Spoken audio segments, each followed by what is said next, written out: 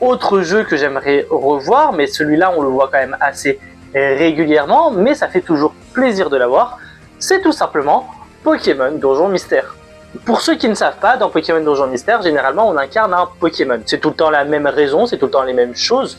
Je vais pas vous dire pourquoi et comment est-ce qu'on devient un Pokémon et pourquoi et comment est-ce qu'on incarne un Pokémon parce que c'est super intéressant de le suivre dans le jeu. C'est tout un lore différent. On se souvient du primal Dialga qui n'a rien à voir avec le Dialga originel de Pokémon Légende Arceus.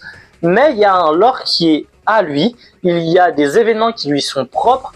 Et surtout, c'est de l'exploration de donjons. On va explorer des donjons, des grottes, des trucs pour rechercher des objets, pour rechercher des Pokémon perdus, pour sauver le monde Pokémon d'une catastrophe. Enfin bref, il y a plein de trucs super intéressants que j'aime beaucoup dans Pokémon Donjon Mystère.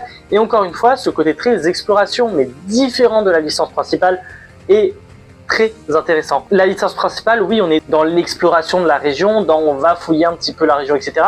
Mais Donjon Mystère, c'est vraiment différent parce que on est exclusivement dans des grottes, on est exclusivement dans des donjons.